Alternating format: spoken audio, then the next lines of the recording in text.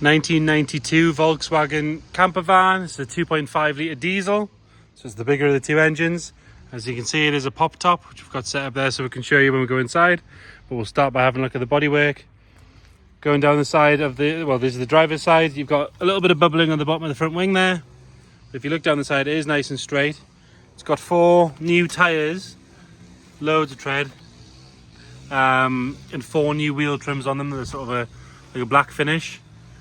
Going down the side there, you've got a couple of marks here and there, little scratches and things like that, which is kind of exactly what you'd expect of a camper van this sort of age. Obviously, it's been used, but the most important thing is inside is nice and clean. It's nice and dry. It's not long just been pressure washed, so it's always a good sign that there's no moisture and things inside. But we'll get to that in a second. So you've got your sliding window on the side here. The doors on the other side. You've got your water inlet on this side as well. Like I say, 4 good new wheels and tyres. This seam here is all good at the top. You do have a little bit of corrosion just at the bottom here, as you can see, but nothing major, just a little bit.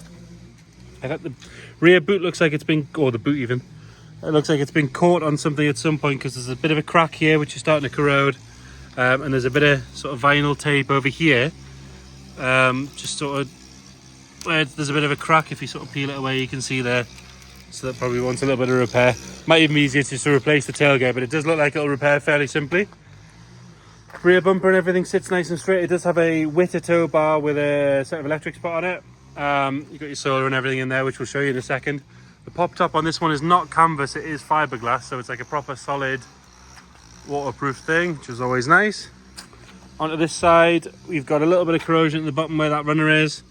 But again, if you look down the side, nice and straight. Another good wheel and tyre there. Going along this side, it's all one colour white. It's got this nice sort of grey stripe down the side as well, which is quite good. Another good wheel and tyre in the front. And then again, a little bit of corrosion on this front wing again. Same as the other side.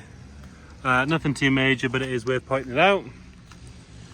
Onto the front now. Again, another nice straight level bumper. Both headlights are clear, no cracks or anything like that. A few stone chips as you'd expect on the bonnet, but nothing major. Again, the whole thing wants a really good clean. We've given it a quick clean just for some photos and just to show you what you're looking at, but it could do with a good one. You've got a couple of stone chips on the pillar that have sort of turned into light corrosion there. The inside on the front, we've got a pair of very comfy, I must say, black light leather chairs. If I had to guess, I'd say they're off a Saab potentially, but don't hold me to that. They do look very similar to the Saab we've got in, so I would suggest that's what they're from. And again, Saabs are particularly comfy, so I would say that's possible what they are. Standard door cards, manual windows. 162,000 miles on this one, but it is the 2.5 diesel, which is pretty much bulletproof. We do have a immobilizer, so it's just a case of that into there and off you go. It has a stereo fitted that's FM, aux, MP3, and it's got some USBs and things on there as well should you want to do that. You can use one to play your music and one to use for charge. It's a heated rear screen, it's got fogs, and your heated controls are all up the front there. 5-speed manual. Does seem to run and drive quite well as well too. The important thing, you want to be able to get to where you're going. It's all well and good being able to camp in it, but you don't want to be doing it on the side of the road. You want to get to where you intended to go to. You've got curtains on the front as well, so full wraparound curtains. Both seats show very little sign of wear. Tiny little bit on this side here, and then on the driver's side, same sort of scenario. You've got very little bit where the seatbelt's catching. This passenger seat is a rotating seat, so you've got it on the front at that point. We open that side sliding door, and see, it's on this side here, sorry. Pull that lever, give it a turn. And there you go, that'll lock it to place on the rear. So obviously an extra seat for the camping side of things. Under the rock and roll bed, you've got this large drawer, which has your table and the foot for the table, which goes in here. It even comes with a cover, which is pretty unusual. Normally these things go missing by this time. And then obviously these have all got locks on them. Rock and roll bed, like I said. But then you also have this pop top, so if we jump in there, this just lifts up at the front. You slot these two sides into place, which fold down so you can get it nice and flat. And then up here you've got another double berth, which is massive. but you do have windows up here, which is nice. These things can get quite claustrophobic without the windows, but it's got a set of windows with some nice curtains on there. But all nice and dry in here, no funny smells, no sign of any moisture, which is that's the key thing on a camper van. You don't want it to start leaking. And then you've got this kitchenette unit here.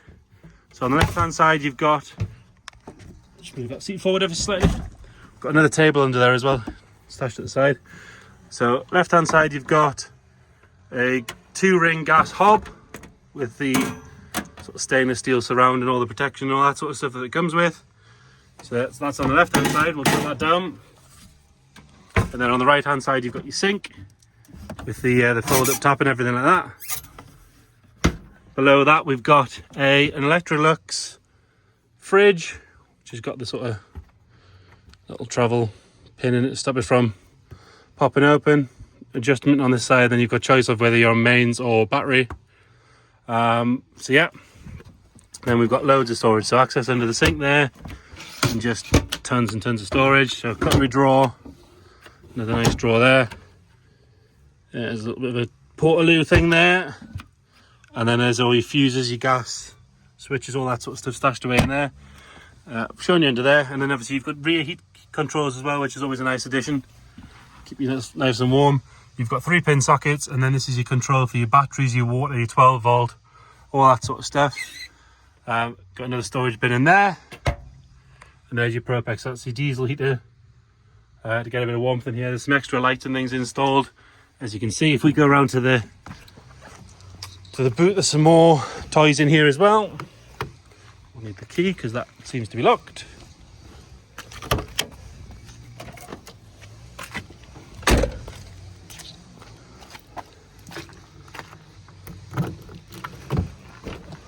Go.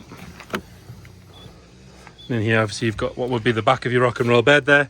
You've got a solar panel with your solar charge controller there. So obviously it's telling you the solar power's charging the battery up. And then you've got your controls and whether you've got your battery protection and all that sort of stuff on. In here we have storage for your gas bottle. Keep that well out of the way, which is always nice. And then you've got extra storage under here. You've got a battery in here, I believe. Yep, battery in there. And then you've got water tank and a few other bits and bobs just in case you need them. It does have a separate freshwater tank, which is on the driver's side here, so you can fill that up through there. We'll get it started up and we'll have a look under the engine bay. Like I mentioned, it's just a case of immobilizer in the slot, turn the key, give the glow plugs a couple of seconds, and then fire it up. As you can see, no warning lights. We've got a little light on there for the handbrake, but if we take that off, that'll go off. There you go. It's been with us about a week and a half now. It always starts on the button. No smoke, really happy little thing. We'll go the long way around, I'll show you. Exhausts, like I say, no smoke coming out there.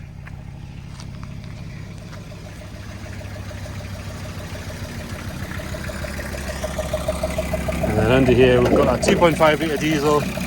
Got no sign of any sort of fluids being dropped, no sign of any oil leaks or anything like that. Another good battery in the front there, so that's your running battery. You've got your Leisure battery in the back.